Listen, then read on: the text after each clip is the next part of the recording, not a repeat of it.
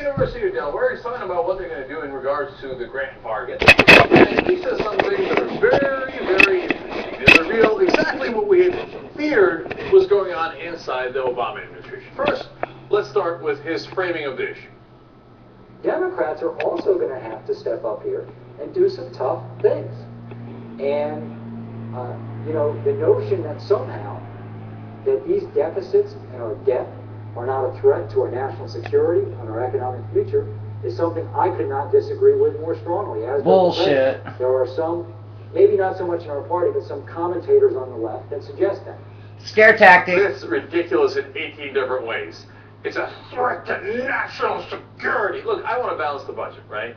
But it's not a threat to national security. That's if, oh my God, well, what if the interest rates go up? But they're not up. They're at record lows. This is just fear-mongering. It's Republican talking points. And then second of all, you're setting up a straw man. Nobody's saying, hey, don't balance the budget. The question is, how? How do you balance it? They always put the straw man, oh, well, you see that? The commentators on the left don't want to compromise. No, I do want to compromise. The question is, what's in the compromise? But if you notice, the most important thing is, he said there, they're going to have to go after entitlement programs. If he wasn't clear enough, he gets clearer. I think what we need to do, and the president believes this, is let's go for the big deal. Let's go for something that we can say for a 10 to 20 year period, for the first time in a long time, our country's on the right sustainable fiscal path. The only way that gets done is for Republicans, again, to step out and get mercilessly criticized by Grover Norquist and the right. And it means Democrats are going to have to do some tough things on spending and entitlements that they'll be criticized by their left. Oh, they can't wait for it. They're going to seem so big and grand if they take criticism from the left. But those guys all just voted for you, right? Ah, who gives a spit in their eye? You know what kind of entitlements means? They are putting Medicare and Medicaid on the chopping block. They've been dying to do it all along. They ran a campaign about, oh, Romney would cut Medicare. Because they're neocons. Romney wouldn't have. He would have cut it. Maybe he would have cut it more. But they're cut it. But it gets worse. How about tax cuts? Sit down, please. Before you watch this clip, sit down. Otherwise, you're going to fall down. Here, watch. On the immediate question of the tax cuts, we want to extend them for most people. But what we also want to do is engage in the process of tax reform that would ultimately produce lower rates, even potentially for the wealthiest. What the fuck? Wrong. Not higher rates for the wealthiest. Lower rates for the wealthiest. Lower rates. Cut taxes for the wealthiest. I'm glad we had an election. Okay? The whole point of the election was to raise taxes on the rich.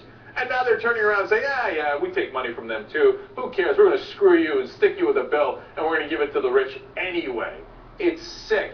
If only somebody had warned you about this. I believe that before the election, in fact, I think it was July of this year, so well before the election, when Democrats were talking about, we're going to raise taxes on the rich, and we're going to take away those Bush tax cuts for the rich. Somebody had a different idea. Let's see if we can figure out who that is. The Democrats are acting tough now. This is definitely a positive story. They say they're going to let all this stuff expire, and they're not going to bring the tax cuts for the rich back. They're only going to bring tax cuts for the middle class, et cetera, et cetera. They will do no such thing.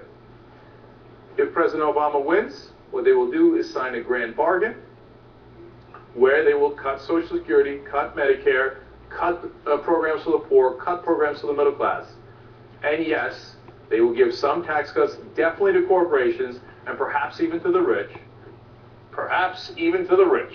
And it looks like we're headed towards that almost worst case scenario. So now let me set it up for you. If you don't believe it, here, let me go to the president's own words on this. Remember, he had said not long ago, just a couple months ago, I'm a blue dog. I want fiscal restraint and order. You know what blue dog is, right? That's a conservative Democrat. How many times does he have to tell you that he's a conservative for you to believe it, right?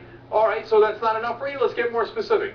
He said also in that same interview, I am willing to move on entitlement reform even if my own party is resisting, and I will bring them along. Fuck you. I will cut Medicare and Medicaid. How clearly do I have to say it? Okay, all right, fine. How about during the actual negotiations that they had back in 2011? Well, Washington Post reports, quote, as part of his pitch, Obama is proposing significant reductions in Medicare spending, and for the first time is offering to tackle the rising cost of Social Security, according to people in both parties with knowledge of the proposal. Now, I have some good news for you on Social Security in a second.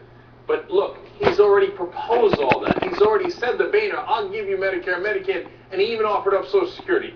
On that, like I said, some good news in a second. But how about taxes? Now, when I tell people that Obama wants to lower corporate taxes, they don't believe it. So why don't you listen to Obama and see if you can tell what he wants to do? We've got one of the highest corporate tax rates in the world, but it's riddled with exceptions and special interest loopholes. And we can lower the corporate rate if we get rid of all these special deals. Lower the corporate rate, not increase, lower the corporate rate. He's saying it, it's just you don't want to listen to it, okay? He is conservative, he's a blue dog. He wants to do the same plan the Republicans want to do, just a little lighter, okay? So what's on the, what do we know about this grand bargain and what's still on the block? So let me clarify it for you. First of all, cutting Medicare, unquestionably. No question, it has been offered in every single deal. It is being offered up now. Dick Durbin is still talking about how they call it reform. They're cutting it, okay? Cutting Medicaid, unquestionably. That has been offered every single time, and they will cut it. And they're going to lower corporate taxes. The Republicans agree. The President agrees, as I just showed you, set in stone. They're going to lower corporate taxes. And then they're also going to cut the home mortgage deduction. Now, there are some open questions about that, including the home mortgage deduction. So what don't we know? What's still on the line?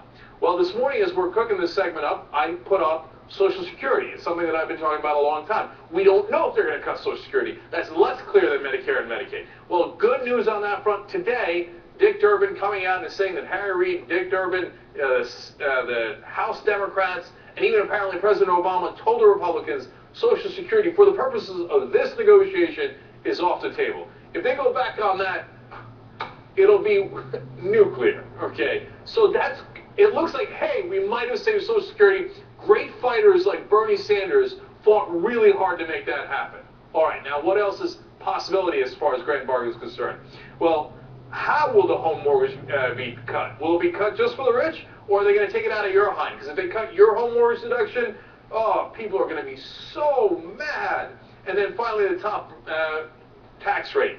We don't know what it's going to be. Is it going to be increased? Is it going to be the same, or is it going to be lower? And it seems unbelievable, but they are actually considering, as you heard yourself from Pluff, lowering the tax rate for the rich. Of course, both on corporations and the rich, their excuses, well, look, you know, we're going to take away some deductions and loopholes, which we'll put back in a year, okay? Which doesn't even come close to paying as much as the rates would.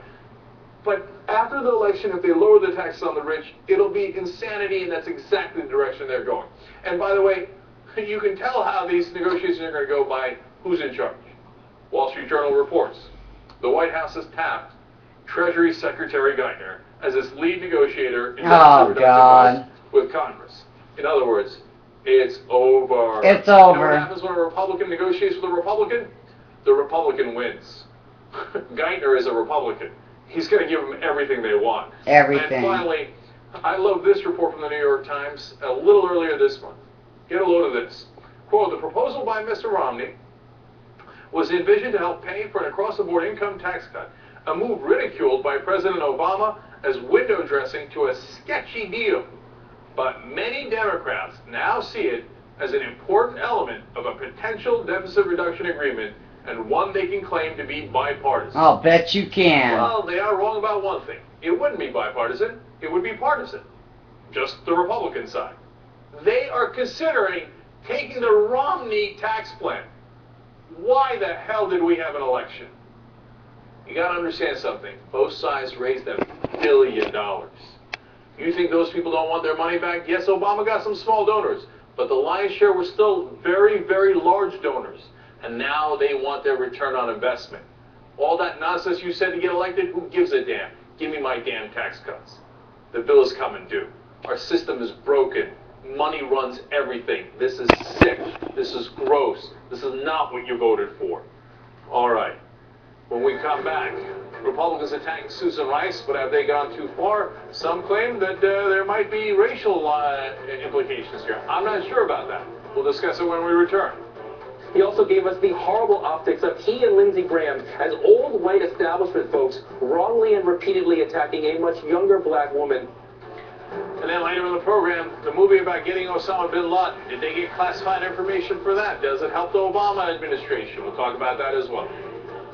You're in the elements, you're in the wind, you're in the sand, you're in the sound of the rotor wash, and you can't see anything, you know, and you imagine what it would be like to land in this place. This is just fear-mongering. It's Republican talking points.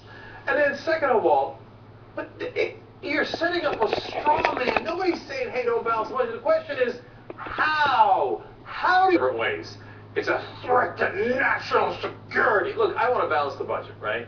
But it's not a threat to national security. That's if, oh my God, well, what if the interest rates go up? But they're not up. They're at record lows. Threat to our national security and our economic future is something I could not disagree with more strongly. As Bullshit. There are some, maybe not so much in our party, but some commentators on the left that suggest that. Scare tactic. It's ridiculous at 18 different. University of Delaware is talking about what they're going to do in regards to the grant target. And he says some things that are very, very interesting. They reveal exactly what we had feared was going on inside the Obama administration. First, let's start with his framing of the issue. Democrats are also going to have to step up here and do some tough things. And, you know, the notion that somehow that these deficits and our debt are not a threat